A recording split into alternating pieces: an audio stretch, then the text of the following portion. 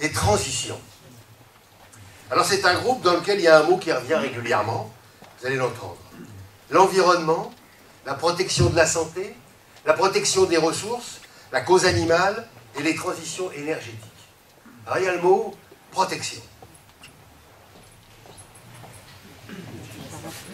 Avec quoi on se protège le mieux?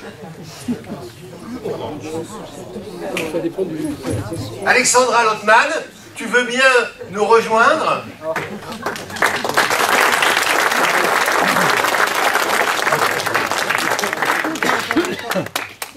Alors, bonsoir à tous, merci d'être venus si nombreux.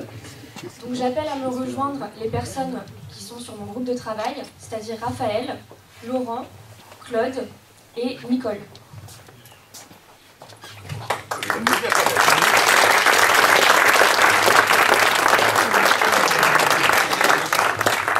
C'est un peu dur de passer après les deux premiers intervenants qui étaient extrêmement bons. Donc comme je vous le disais, on aimerait porter à l'échelle de la commune des enjeux qui sont aujourd'hui nationaux, qui sont aujourd'hui d'une importance extrême. Et si on aimerait porter aujourd'hui ces enjeux au niveau de la commune, c'est parce que vous le savez tous, les petites rivières font les grands fleuves. Et c'est pourquoi une transition, c'est pourquoi une transition écologique pérenne ne sera possible qu'en accompagnant la population avec des changements individuels. Ces changements individuels, nous pouvons tous les faire. C'est changer nos modes de consommation, changer nos modes de circulation, avoir des petits gestes éco-citoyens au quotidien.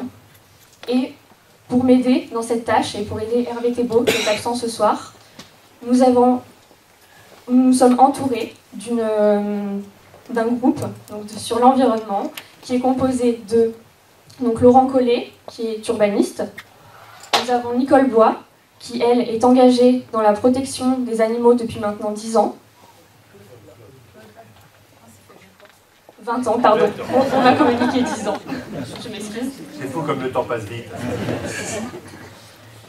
Nous avons également Raphaël Furocci, qui est défendeur des valeurs humaines et de l'environnement. Et nous avons avec nous également Nicole Bastide. Nicole Bastide qui est sûrement très connue dans cette salle aujourd'hui, puisqu'elle travaille au Bossé depuis très longtemps, et qui est infirmière scolaire retraitée maintenant.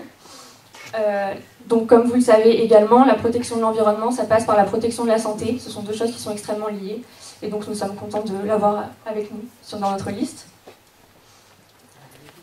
Je vais vous énoncer certaines de nos propositions. Concernant notre première proposition, nous aimerions atteindre l'objectif de 100% bio et 100% bio et ou local dans toutes les cantines scolaires du Bossé. Parce que l'éducation écologique commence dès tout petit et que, par conséquent, éduquer les enfants à l'écologie fera d'eux derrière des grandes personnes qui seront sensibles à l'écologie. Nous avons également décidé d'augmenter les espaces verts de notre village, c'est-à-dire que nous pourrons soit créer de nouveaux espaces verts, soit planter des arbres à toutes les places qui le permettront. Et nous voulons lancer un programme de plus grande ampleur. Ce programme, c'est la rénovation des bâtiments publics.